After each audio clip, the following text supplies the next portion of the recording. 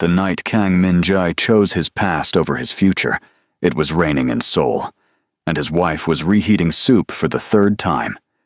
She had cooked it fresh at 6. By 11, it had gone cold twice. Sasha Brooks. Kang stood at the stove in her kitchen, a kitchen worth more than most people's entire apartments, stirring slowly. Not because the soup needed stirring, but because her hands needed something to do. Because if her hands were busy, she could pretend she wasn't listening for the sound of the front door. She could pretend she wasn't counting the hours.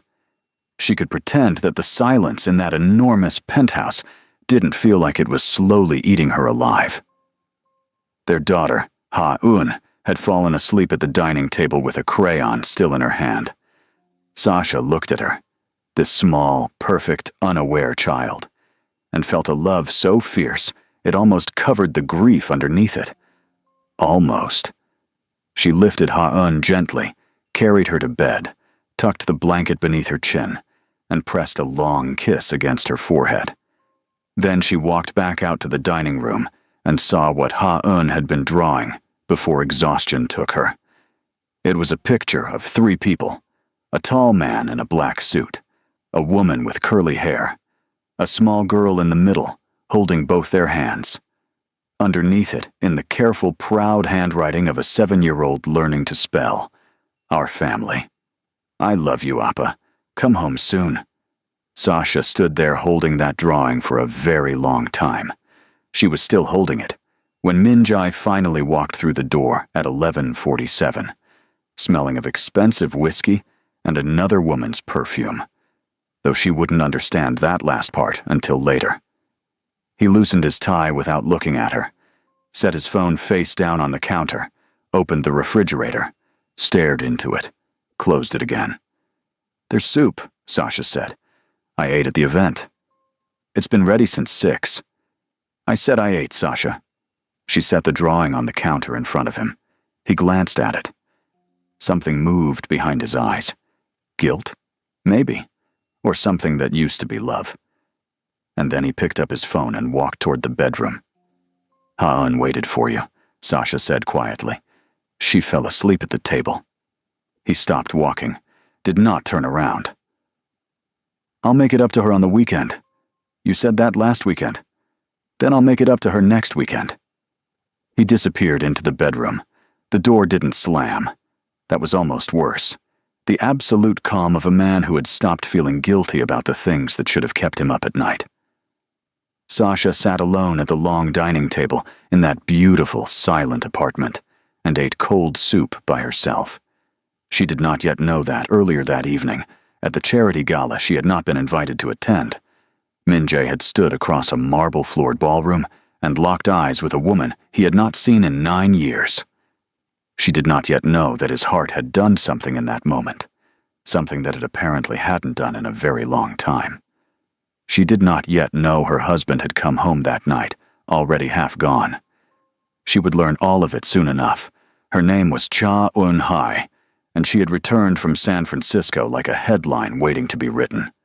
Brilliant, sharp, polished to a devastating edge, she had spent nearly a decade in America building her own name in venture capital, and now she was back in Seoul, and somehow exactly where Min-jae had always kept her, in the center of his memory, surrounded by the golden light of everything he had chosen to leave behind. He had met Sasha 6 years earlier, during a quiet season of his life, before the company exploded, before the Forbes covers, before he became the kind of man who got applauded just for walking into a room. Sasha had been teaching English at a small language academy, warm and funny, and completely unbothered by things that consumed the people around her. She hadn't known who he was when they met. That had been the most disarming thing. She had simply talked to him like he was a person. They had fallen into something real and gentle, and he had convinced himself it was enough. He had married her. They had Ha-eun. They had built a life. But enough is a dangerous word to build a life on. Because the moment Eun-hai walked back into his world, tall, composed, looking at him like she still knew every version of him he had ever been, Min-jae felt something crack open that he had spent years sealing shut. And instead of stepping back from the edge, he leaned into it. It started with business meetings that ran too long, then private dinners, then his name appearing in tabloids beside hers. Not accusingly at first, just breathlessly, the way Korean entertainment media handled anything that smelled like a romance with high stakes. CEO Kang Min-jae and venture capitalist Cha Eun-hae spotted at Garosu Gil restaurant. Childhood sweethearts reunited. The articles used words like fate and destiny and what was always meant to be. Nobody asked Sasha what word she would use. She found out the way most betrayed wives find out in the age of the internet. A friend sent her a link without warning, and she sat in the school pickup line reading about her own marriage falling apart on a celebrity news site. Ha-eun climbed into the car chattering about her day, and Sasha smiled and responded in all the right places, and drove them home, and got her daughter a snack, and helped her start her homework, and then locked herself in the bathroom and sat on the cold tile floor and breathed very carefully until she was sure she could stand back up without falling. She confronted him that night. She had promised herself she would be calm. She wasn't going to scream or throw things or fall apart. She had practiced the words in the mirror. She had been so certain she could hold herself together.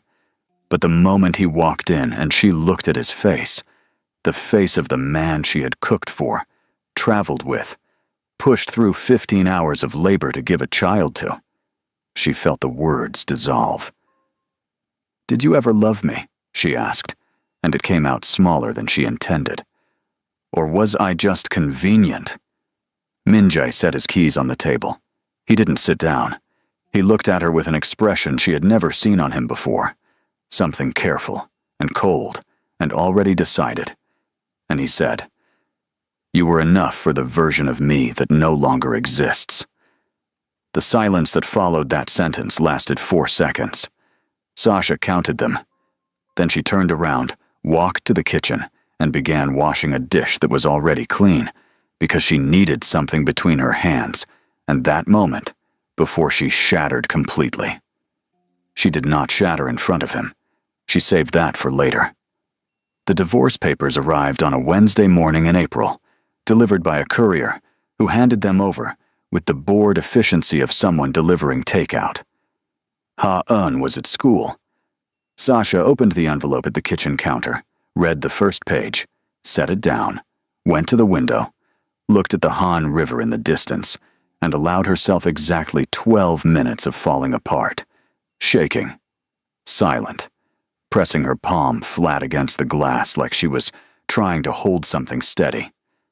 Then she wiped her face, went back to the counter, and called a lawyer. She did not call Min-jae. She had nothing left to say to him that wouldn't cost her something she couldn't afford to lose. The courthouse was worse than she had imagined. She had thought, naively, she would later understand, that maybe there would be some dignity to it, some privacy. But Min-jae was who he was, and Yoon-hee had an eye for optics, and somehow every major entertainment outlet in Seoul knew exactly which courthouse, which day, which exit. Reporters lined the steps. Cameras flashed in rapid, merciless succession. Sasha walked out, holding Ha-eun's hand, with one arm curved around her daughter's head, shielding her face, walking fast, looking at the ground. Ha-eun was 7 years old and didn't fully understand what was happening, except that it was bad, and that her mother was protecting her, and that the men with cameras were somehow the enemy. She pressed her face into Sasha's side and held on. Min-jae walked out the other exit. Yeonhae was beside him in a cream coat and architectural sunglasses. He said something to her, and she laughed lightly, and a photographer caught the exact moment. And by that evening, it was the most shared image in Seoul. A legendary reunion. Kang Min-jae closes. Chapter with foreign wife reunites with first love. The comments were horrible. Sasha didn't read them. She was already packing. She chose a coastal town 4 hours from Seoul, small enough that nobody cared who her ex-husband was, large enough to build something in, She rented a small house with a garden that needed attention, enrolled Ha-Yun in a school where the teachers didn't look at her with pity, and spent 3 months learning how to sleep through the night again. The bakery came slowly, the way the best things do.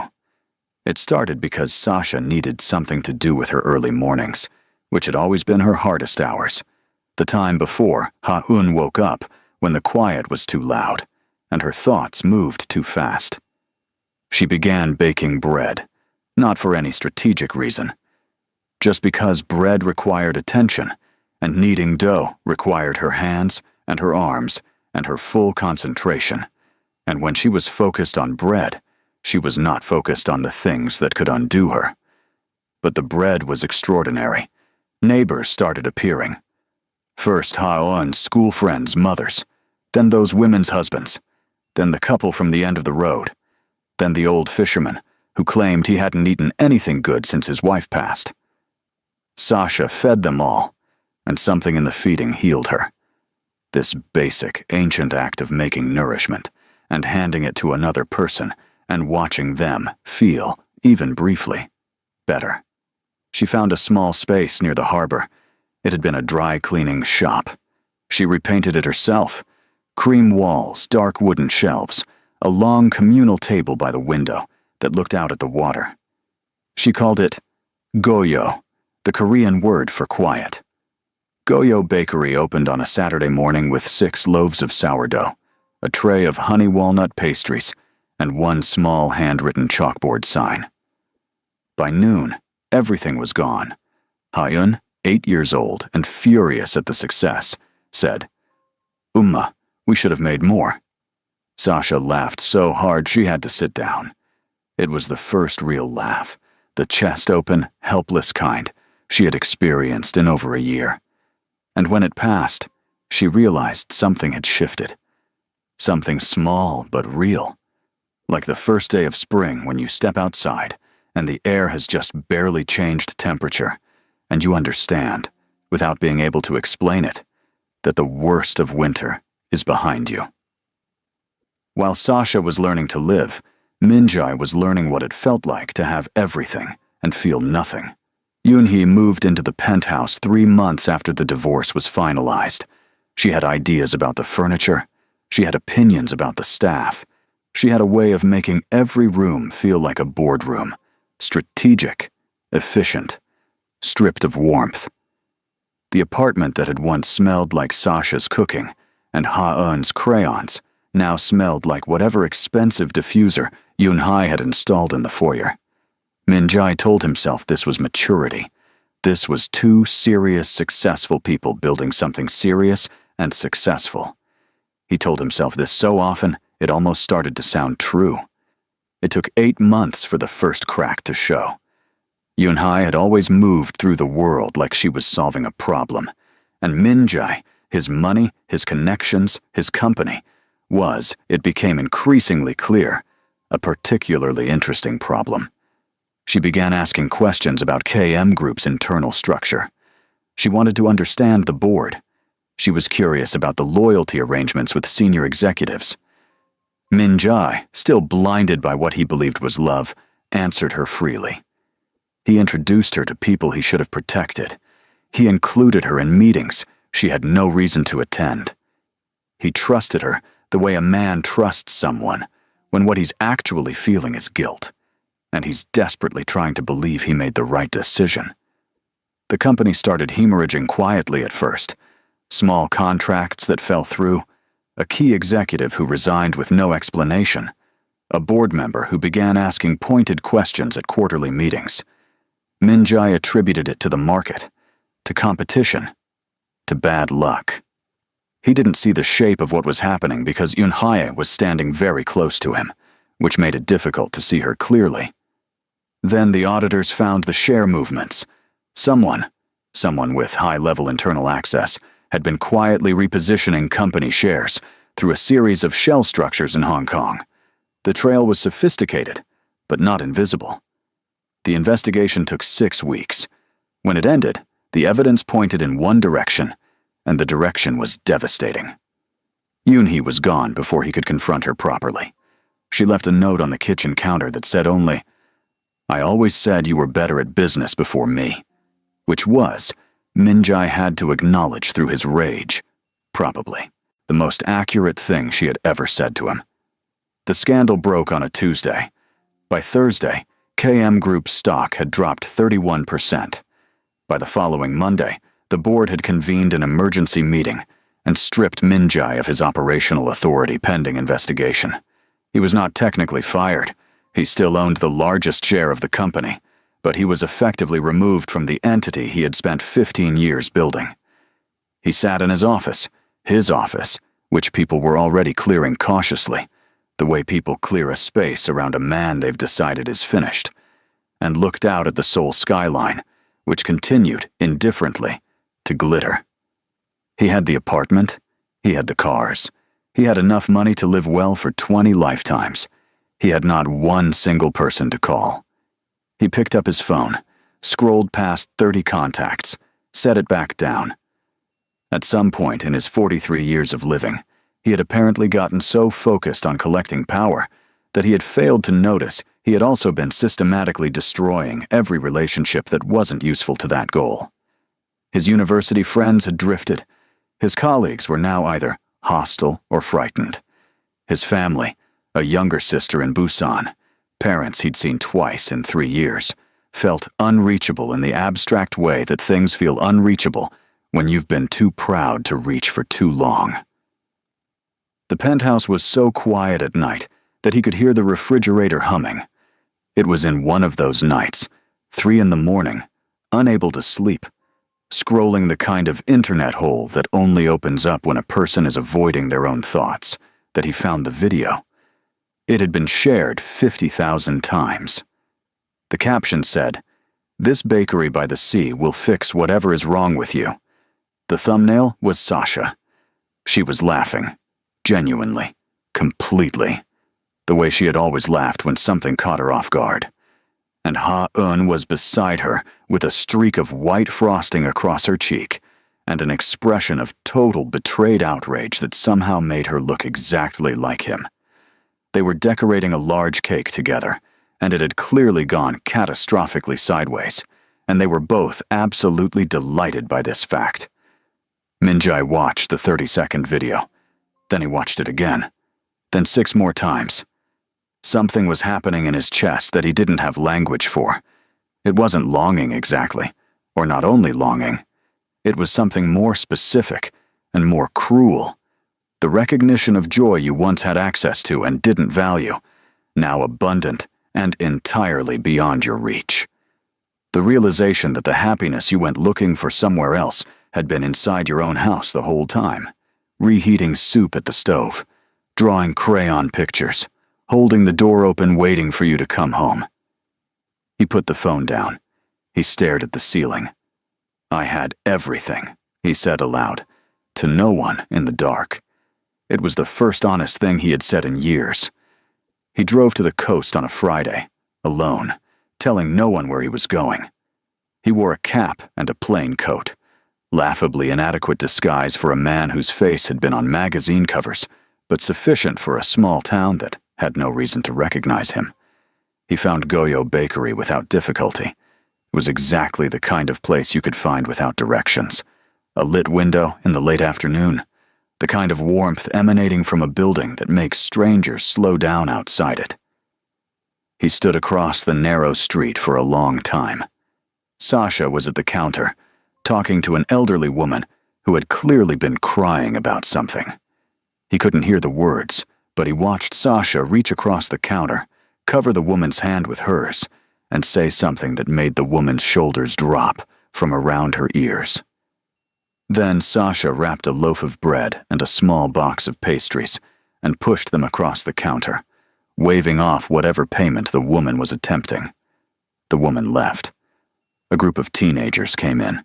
Ha-eun's friends, Minjai realized, recognizing his daughter among them, 15 now, taller, wearing the particular expression of teenagers pretending they are not together while being very obviously together.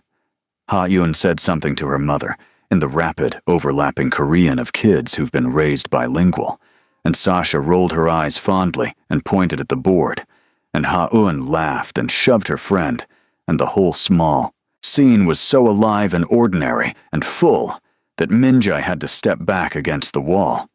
He pressed the back of his head against the cold stone and looked up at the darkening sky. What had he done? What had he done?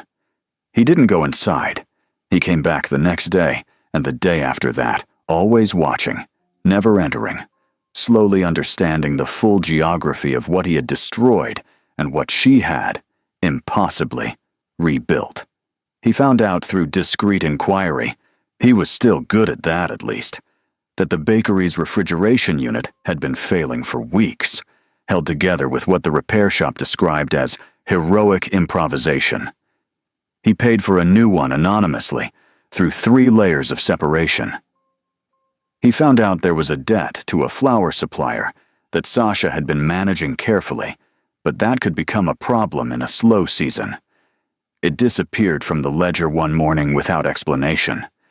There was a property developer circling the harbor district, tied, through a complicated chain, to business associates who had reasons to be hostile to anything connected to Minjai, and he quietly ensured that the development interest redirected elsewhere. He told himself he was repaying a debt. He was, but not the kind he meant. Sasha figured it out faster than he expected. He should have known. She had always been sharper than he'd given her credit for, which was one of the many ways he had failed her. She noticed the pattern, the refrigeration replacement that came from no company she recognized, the supplier debt that her accountant couldn't explain, a letter from the property development office that reversed its previous interest without any reason she had requested. She made some calls. She was, after all, the ex-wife of a man who had spent 15 years building a network in Korean business. Some of those connections still respected her, and they talked. She called him. His phone rang and he saw her name, the name he had never deleted, never moved to any folder, just left there among his contacts like a letter he wasn't ready to open, and he answered before he could think about it. "You're here," she said. Not a question. "Yes." A pause. "Come to the bakery, after closing, 8 o'clock. She hung up. He spent the next 4 hours in his rented room at a small inn, trying and abandoning 11 different versions of what he was going to say. The bakery was dark, except for the light above the counter when he arrived. The door was unlocked. Sasha was wiping down the long communal table by the window, her back to him, and she didn't turn around when the door opened. She had known he would come. He stood just inside the doorway. The room smelled like yeast and sugar and something warm, cardamom, maybe, or vanilla. It smelled like the apartment had smelled in the first years of their marriage, when she used to bake on Sunday mornings, and Ha-un would sit on the counter eating raw dough, while Sasha pretended not to see. "Sit down," Sasha said. He sat. She brought 2 cups of tea to the table, set one in front of him, and sat across from him with the careful deliberateness of a woman who has thought very hard about where to position herself in a room. She looked at him the way you look at something that used to frighten you, with recognition, and without flinching, and from a safe enough distance. He looked terrible. She registered this before she could stop herself. He had aged in the way that handsome men age badly, the structure still there, but something drained from it, a hollowness behind the eyes. "How long have you been here?" she asked. 3 weeks. She nodded slowly, wrapped her hands around her cup. "You didn't have to do all of that," she said. "The refrigerator, the debt.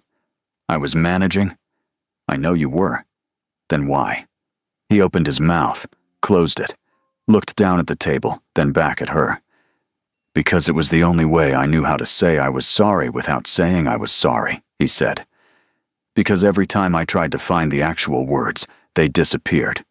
Because I was afraid that if I said it to your face, you would look at me exactly the way you're looking at me right now, and I would have to understand completely what I did." Sasha said nothing. She let the silence hold what needed to be held. "I spent years building an empire," Minjai said. His voice was steady but only just. And I lost my home doing it. I was standing in the middle of everything I thought I wanted, and I couldn't feel anything. And I understood, too late, years too late, that the only place I ever felt like a person and not a position was when I was with you. He paused. And Ha-un. Don't, Sasha said. I'm not asking. I know you're not. I know. Her voice was very quiet. I could see you weren't. I'm saying don't, because I need to say something, and if you keep talking, I'll lose the thread. He stopped. She looked at him directly. Her eyes were clear. When you left, I thought I was going to stop existing, she said. I'm not being dramatic. I genuinely didn't know how to be a person anymore. I didn't know who I was without being part of what we were supposed to be. I cried on Ha-un's bathroom floor at 2 a.m. because I didn't want her to hear me through the walls. She paused. I drove to the coast with one bag and a 7-year-old who didn't understand why she couldn't have her crayon picture back. And I sat in the parking lot of our first apartment here and just stayed there for an hour because I didn't have the energy to get out of the car. Minjai said nothing. His jaw was working. And then Ha-un said she was hungry, Sasha continued, and I thought, okay. Feed her first, and then, after that, take the next step. Just the next step. She looked at the bakery around her. This is what happens when you just keep taking the next step. Sasha, you came back because you finally learned how to love me, she said. I can see that. I believe you. I think you mean everything you're saying. She looked at him with something ancient and soft and final. But I learned how to live without you. The sound he made was barely audible, not quite crying. Something that happened before crying, when a person understands something that cannot be undone. I'm not angry anymore, she said. I want you to know that. The anger, it burned itself out. What's left is... She searched for the word. Clear. I can see everything very clearly now. What we were. What you did. What I've built. What I want. What do you want? He asked, and his voice broke open on the last word. A quiet life, she said simply. This bakery. My daughter. Peace. She paused. Bread. Something broken inside him almost smiled. You're not wrong, he said. You were never wrong. I was the one who... I know, she said again, gently. You don't have to keep telling me. I know. They sat with the tea cooling between them for a while. Outside, the sea made its sound, the low, rhythmic pull of water against stone that had been happening since long before either of them existed and would continue long after. There was something steadying about it, something honest. Will you let me help? He said finally. Not romantically, not to get anything back, just, will you let me be useful from a distance, for Ha-un's sake? Tuition, whatever she needs. Sasha considered this for a long time. Ha-un decides, she said. Not me. She's 15. She's old enough to make that call. He nodded. Thank you, he said, for talking to me. Thank you, she said, for the refrigerator. It was the most they would say to each other that was anything close to warmth. And somehow, it was exactly right. Exactly proportionate to what was real and what remained. He stood to leave. He was almost at the door when she said his name. He turned.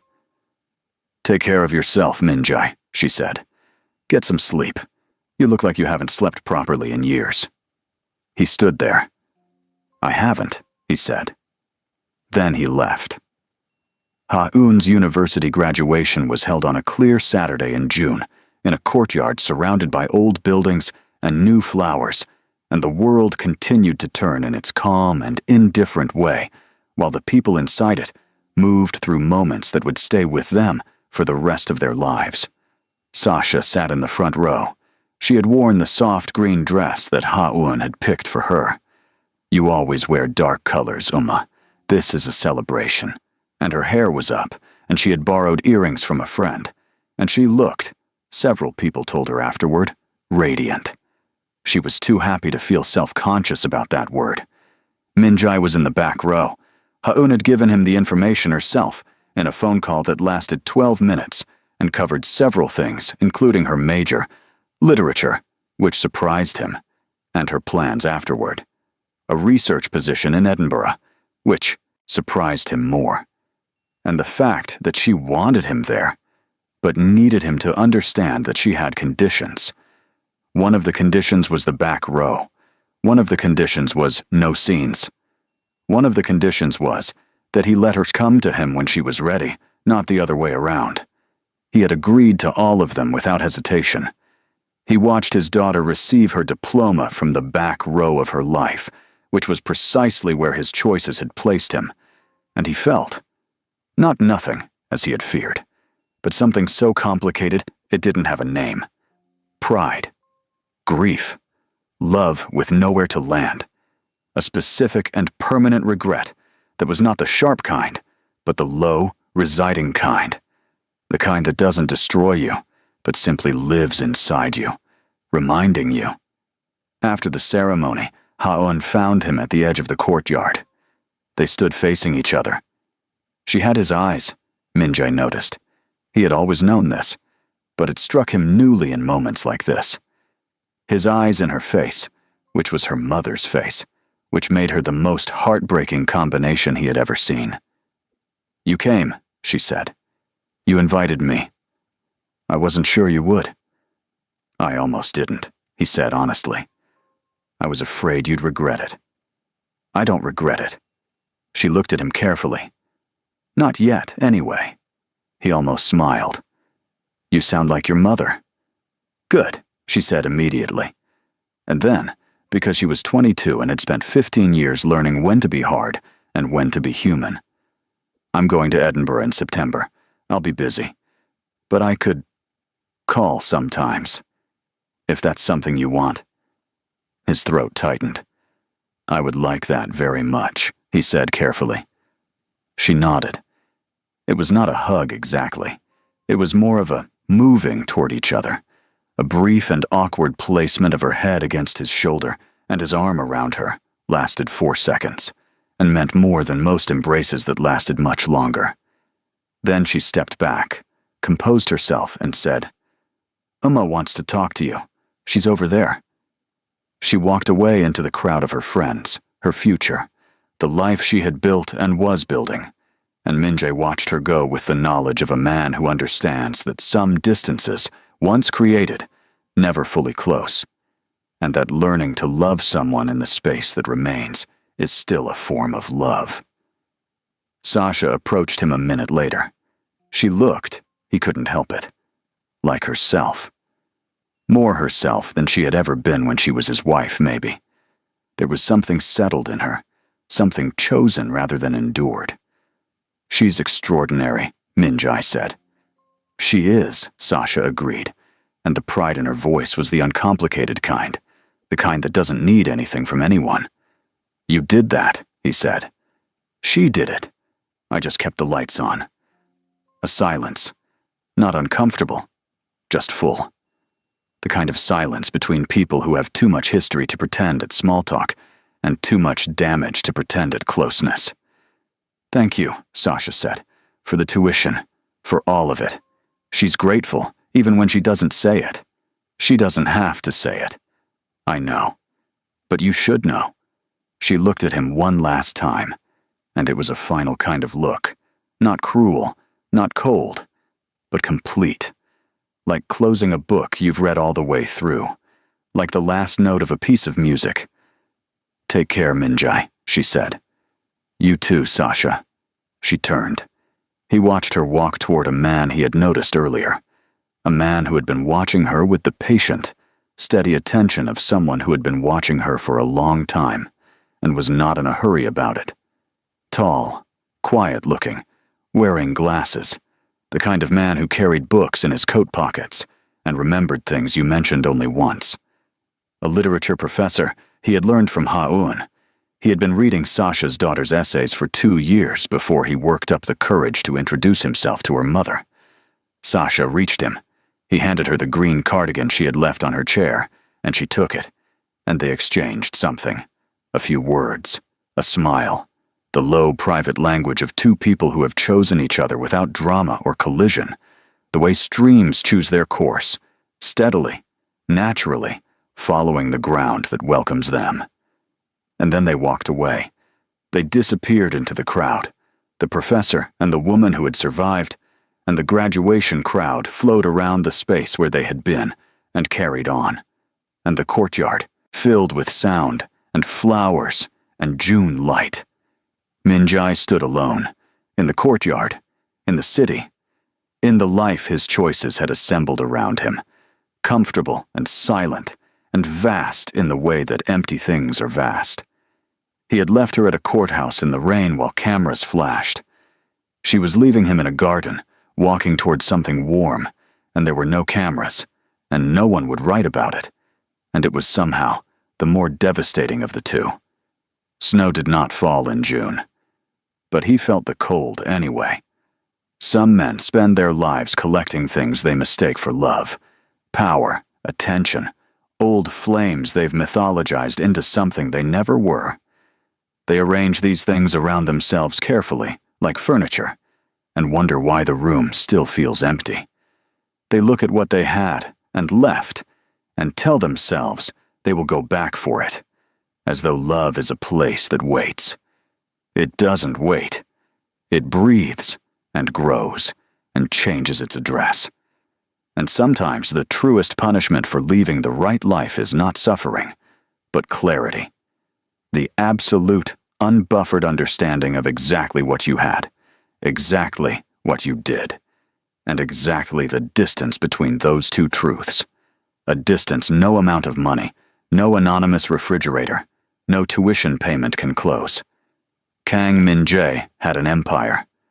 Goyo Bakery was full every morning by 8. And somewhere outside Edinburgh, Ha-eun was beginning the rest of her life. The city moved around him, indifferent and glittering, and the snow that had not fallen filled the space inside him where warmth had once lived. Some things, once gone, are simply gone. Some people return after losing everything, only to discover that love is the one thing that does not wait. If this story stayed with you, please like this video, share it with someone who needs to hear it, and subscribe.